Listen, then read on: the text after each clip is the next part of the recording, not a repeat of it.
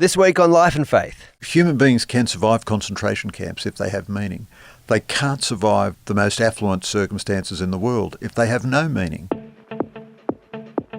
Art is absolutely useless, therefore it's essential. It's not no more being, it's just no more of the ticking of the clock. There's a bit of health in every family. It's not all dysfunction.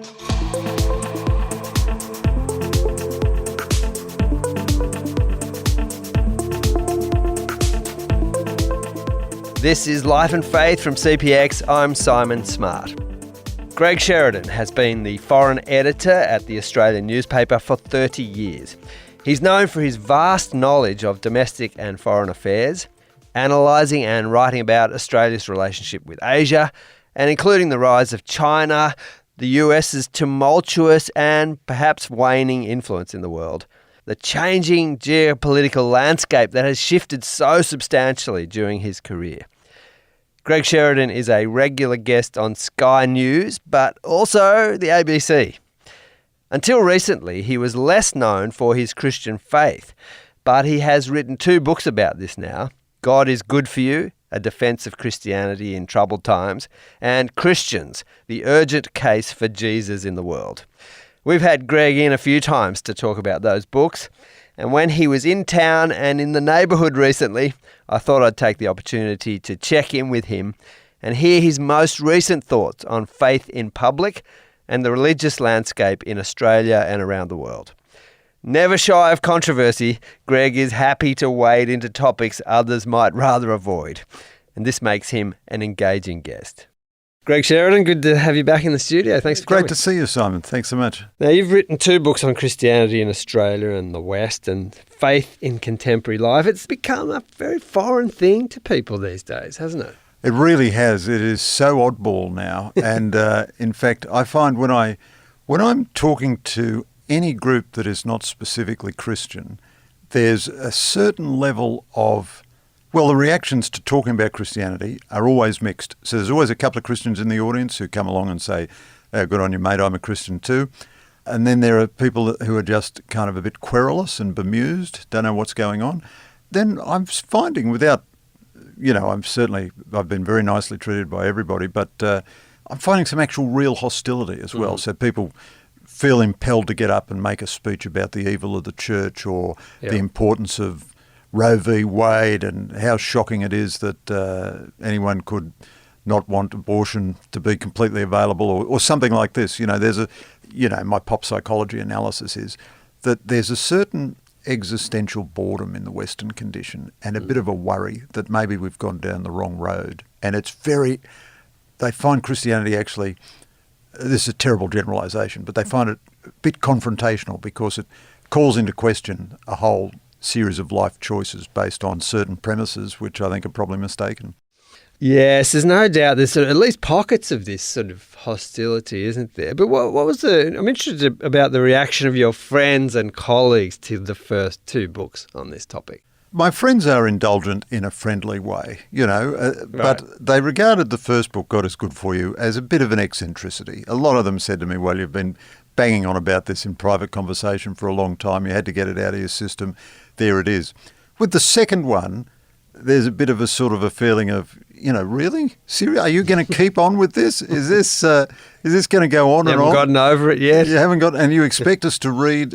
So I never expect my friends to read my book, but I sometimes say to them, well, read the first chapter or something like that. And one of them who'd read 2/3 of the first book, when I gave him the second book, he said, and I said to him, look, if you just read the first chapter, that's good enough. You've acquitted the matter of friendship. But a lot of groups that routinely have me to talk to them are just perplexed. They just don't know if this fits into their matrix. It's a bit strange. It's not quite offensive. I'm not arguing in favour of child abuse or something, but on the other hand, it's just a bit weird. Uncomfortable, isn't it? Yeah. So let's say, for instance, you go to speak to a group, maybe a business group, about foreign policy stuff and Australia's place in the world and China and Ukraine, which presumably you get to do quite a lot. Yeah. What's the kind of way in which this topic of your books enters into that discussion? Or does it? I don't know. Well, there's 2 ways really, Simon. So I'm reluctant to do much travelling to speak now unless I'm speaking about the books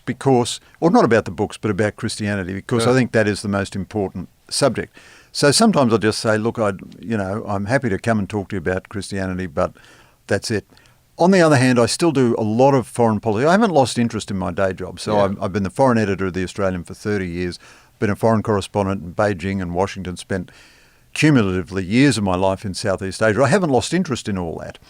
But I have come to the view that we are in a really deep civilizational crisis arising from a loss of belief. And one way that manifests itself is that we lack the vigour to deal with competitor societies, which are sometimes very hostile to us on ideological or geostrategic grounds. And, I do believe that the formulation, which I think I read first in First Things, that politics is downstream of culture, but culture is downstream of faith. So if you're really trying to solve the problem, you've got to get back to faith. And when I even put that analysis within the broadest geostrategic context, people find that very disconcerting. I mean, so I don't think anyone should believe in Christianity for geostrategic reasons, nothing like that. I mean, you believe in Christianity because it's true. And if it's not true, it's not worth anything. Yeah.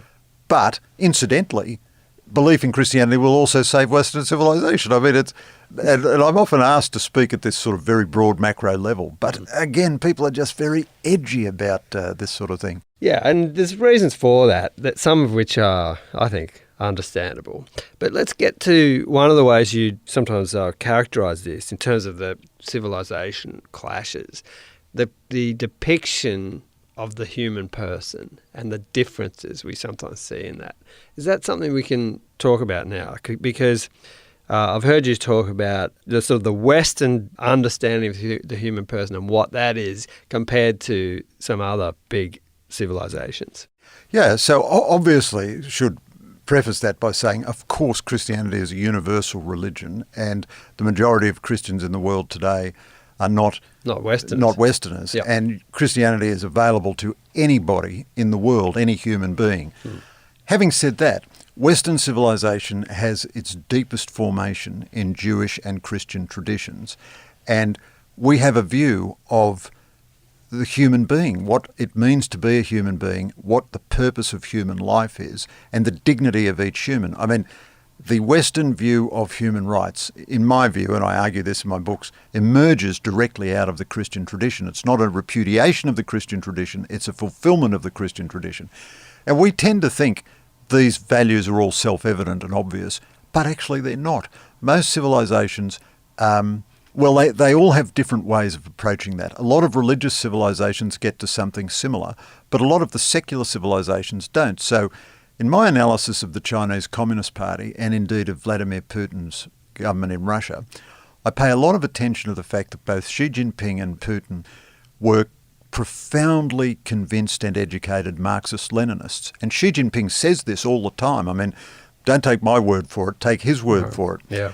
Now, the Marxist-Leninist view of human nature is radically different from the Western view. It's one reason why the West can never understand the Chinese government. The purpose of humanity in the Marxist-Leninist view is to serve the interests of the revolution, the interests of the Communist Party, and the interests of the state. And similarly, Vladimir Putin's key philosopher, Alexander Dugin, he argues that human beings don't have human rights, nations have rights. And he identifies the Russian nation. Now, we in the West have a lot of trouble understanding why we can't just cut a deal with the Chinese Communist Party or Vladimir Putin, because surely they want the same things as us. You know, they just want a big house and a car and so forth. Now, I think we ourselves are cutting ourselves off from the roots of our own values, but still implicit in all of our assumptions is this Christian idea of human nature. It's a fascinating one, isn't it? That idea of the individual as opposed to the collective, even at that level of personhood, is a very profoundly significant difference. And you see it roll out in so many different ways. You've also talked about the disenchantment of the West. It's interesting, isn't it, this sort of strangely materialist view of life that I often find kind of incoherent in the sense that people often speak like this but don't live like it's true. Nobody in my sort of experience lives like it's actually true that we are nothing more than physical beings, that life is only what we can see and touch and measure. Is that your experience as well? Oh, I couldn't agree with you more, Simon. So there's a whole series of modern secular fantasies which are intensely illogical and completely unreasonable, and yet widely shared at a notional level, not, as you say, not really at an operational level. So the whole sort of crazy postmodern idea that there's no such thing as truth. But of course, it's very hard to have truth without God, because God is the absolute anchor. And without an absolute, all truths tend to be relative. And if all truths are relative, then they're not true. Yet, you go into a courtroom, the judge doesn't say, well, you believe that this man murdered your sister. He believes that it wasn't murder. Who am I to judge? No, the judge has to say, did this happen or not? We have to establish the facts. That's how we live our life. Similarly, the formal view of secular atheism, that's a tautology, over the last couple of hundred years has been, we want to liberate humanity from the bonds of religious servitude. And that means we have to convince them that there is no God and the Bible is full of lies. And what I think Max Weber coined the term disenchantment. So they're trying to take the enchantment out of life, the poetry, the mystery, the magic, and make it all sort of a quotidian, dull, banal, logical. But of course, no human being can live that way. Deep in the centre of every human being is a search for meaning, a hunger for God. And so people don't treat their families as if they're just matter and energy and of no consequence in the cosmos. They don't treat their deepest relationships that way. Dear atheist friends of mine will still in stress ask some unknown being to intervene on their behalf, And I think there's a kind of a madness in this disenchantment, and it's especially a Western madness just at the moment. Other societies are not really going down that road. What do you think have been the most significant causes of this disconnect between the kind of Christian story or the story of the church and those who have experienced this sort of disenchantment? What's driven that, do you think? Well, that's a really good question. That's a $64 million question. There's no doubt, we Christians have done a lot of bad things. I mean, I've done a lot of bad things myself, and Christians have done a lot of bad things over 2,000 years. So there's plenty in the debit book, Yeah, and that's a reasonable criticism, isn't it? Like, if it's meant to be a transformative faith, there is a kind of fair criticism where people have got a bit disillusioned with the expression of the faith. Absolutely. And I think overall and on balance, Christianity has been overwhelmingly positive for all of humanity as individuals and institutionally. But there's no doubt Christians have done bad things, no doubt about that. So that's been a bit of a discredit to the Christian church. I mean, the chief import of the clerical child abuse crisis was the impact on the children who were victims. That's the most important thing. But a secondary consequence has also been to tremendously damage the standing of the church, and that I think has hurt the culture as well. But I think there are other causes that are even more important than that. It's very hard, I think, for Christian belief to sustain prolonged affluence, because every human being needs the mercy of God. But if you are affluent enough and you enjoy good health and so on, you can convince yourself that you don't need God's mercy. And the whole of society tries to insulate the idea of death, put it off, and then assure you it'll be painless and so on, and hide it away in nursing homes and not deal with it. Then on top of that, there are a lot of very specific things. I think the sexual revolution has produced a hypersexualized society, very much like pagan society of early Christians.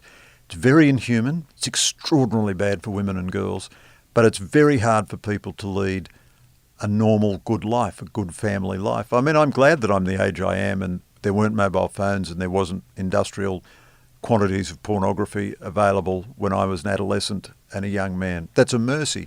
So there are a million things altogether. And then the academy itself has taken this determined anti-Christian view. So they've conflated all the sins of Western history, and Western history has its sins, it also has its good points. And they've conflated that exactly with Christianity, and they've decided that Christianity is responsible for every bad thing and gets no credit for any good thing. So William Wilberforce's Christian effort to abolish slavery, all the Christian abolitionists in the United States, they count for nothing. But there were certainly Christian slave owners in history, so that is the... Now, put all those together and a million other factors, and that's where we are.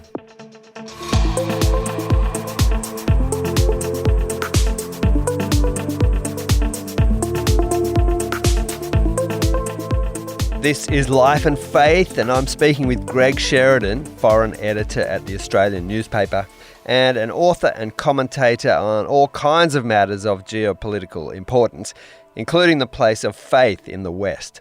Now, as faith seems to subside in countries like Australia, it's worth asking what, if anything, is replacing it. What's filling the gap in people's lives? Well, I do believe that, that old line of Chesterton's, when people stop believing in Christianity, they don't believe in nothing, they'll believe in anything, is true. And you're seeing all kinds of weird stuff, really weird stuff, witchcraft and all kinds of cults of the body and transcendental meaning in yoga, environmental religions. But I think our culture is at a very interesting moment now because there are three strands in it. There's the post-Christian strand, so that's kind of baby boomers who define themselves by their rejection of their parents' religion and so on. And then there's the Christian strand. Christians are not going to disappear in Western society. Christianity has rebounded from low points many times. Tends to keep popping up, doesn't it? Yeah, it's very hard to kill, Yeah. But then we have a third element, which is quite new, which is pre-Christian. So the millennials, and this is not a criticism of in any way, they are a kind of a pagan generation. And I don't say that in any disparaging sense, but I just haven't had the connection, right? We haven't given them. We've determined that they'll never hear about the greatest book in their own heritage, the Bible. They'll never read anything of the Old Testament. They'll never come across the New Testament unless they're Christian or Jewish religious students. And you think back to Martin Luther King's great speech, I Have a Dream, full of biblical references, cadences. I have been to the mountaintop and I have seen the promised land. He couldn't make that speech today and it have any resonance with a young audience. They wouldn't have a clue. Paul McCartney's beautiful song, Let It Be, absolutely full of the New Testament. Mary's words, let it be done unto me as the Lord says, and elsewhere in that song, still a light that shines on me, straight from the gospel. And McCartney knew exactly what he was doing. One of the great songs really in human history. Now, these things are not available to millennials. You can't create art like that because they have absolutely no reference points to Christianity at all. Now, that's both good and bad. They have the weaknesses of pagans. They're very confused. They know that they're searching for meaning, but they don't know how to find it between tattoos and, screen time and so on. But at the same time, they haven't been inoculated against Christianity. They don't have a settled view that Christianity is the stuff of their parents and it's boring and they've been there, done that. So they are kind of open, I think, to direct appeal from Christians, So we should put our skates on and get moving with those folks. But those three factors, I think, coexist in our culture. Yes, this loss of story, loss of sense of being part of this thing that's so much bigger than yourself does seem to impact people in a very negative way, doesn't it? I think you see that. There's a loss of something that feels sturdy and foundational. I think that's right. So I've been tremendously influenced in my life by the books of Viktor Frankl, the Jewish Austrian psychiatrist who survived Hitler's death camps. And his great book, Man's Search for Meaning, he makes the argument that what people need in life more than anything is meaning and essentially love. There's a beautiful passage when he's in one of the camps and he's separated from his wife who dies in another camp. And he says all he wanted, he didn't even want freedom, he just wanted the opportunity to contemplate the image of his wife. And he knew then what the angels did when they were lost in perpetual adoration of God. And he could understand perpetual contemplative prayer because of the solace that just contemplating his wife's image gave to him. And human beings can survive concentration camps if they have meaning.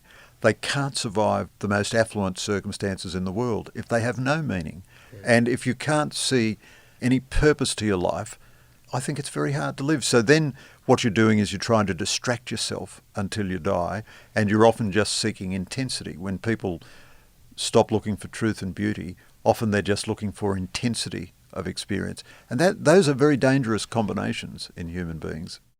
Greg, what are the things that you hope to have non-believing people understand about faith in the first instance? Well, there is a very strong argument that Christianity is good for society because of its good works and because of the stability and purpose that it brings to people. And it'd be great if people who didn't believe understood that belief is not only a good thing, but it's a reasonable thing. However, there's a certain type of analyst who says the social consequences of Christianity are good, therefore we should hang on to it, but I don't actually believe it's true.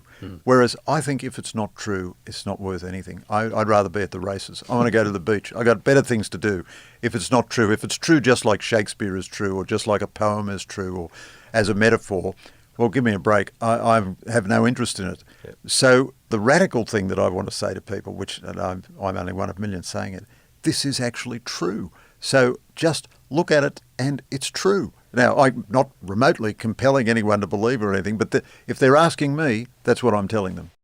What about believing people? What you'd like them to understand about people who don't have faith?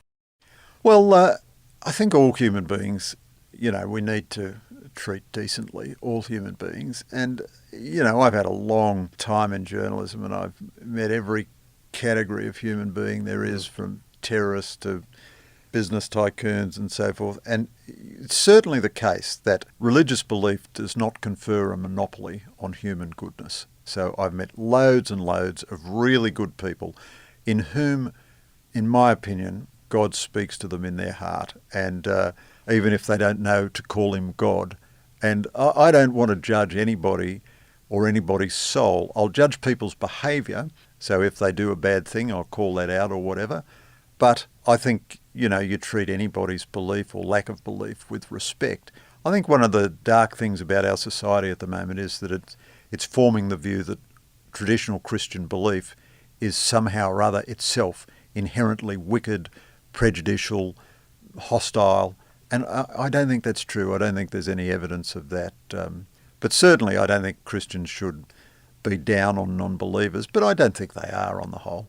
And lastly, Greg, as you kind of reach a stage in your career, you've had, as you say, decades of assessing foreign policy situations and understanding Australia and its place in the world in relation to those sort of all the different dynamics of geopolitical sort of struggles and changes.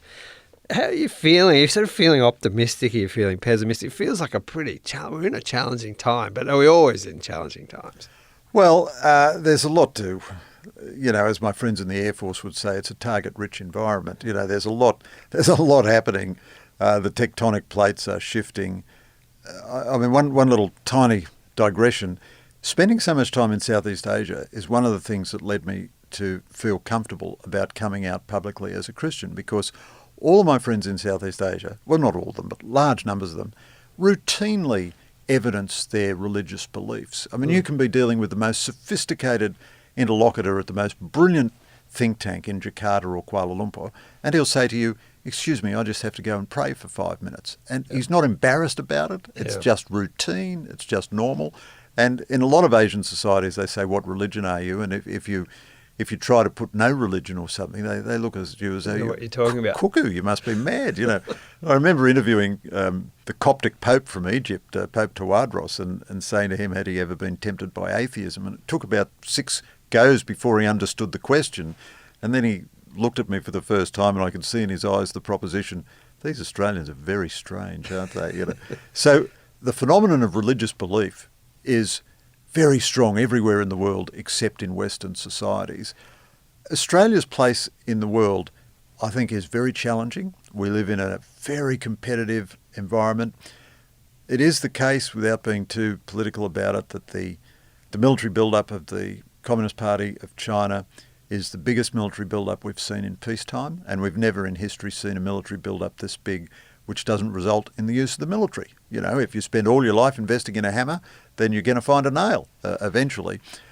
But on the other hand, I profoundly believe that there's no determinism in history. History is to be decided by people. The fact that things have happened in the past doesn't mean that they will happen in the future. I'm encouraged, even though Christianity is in ambient decline in the West, I'm encouraged by all the new shoots and all the new movements and the movements of grace throughout the society. And in any event, I'm an Irishman, so we are perennially happy, even though the circumstances are always desperate. They're not altogether serious, and there's lots of happy warrior work ahead, but it's fun to fight anyway. As long as you fight clean and fun and love your enemy, that's great. you know, so you're not going to die of boredom. That's the great thing. None of us is going to die of boredom.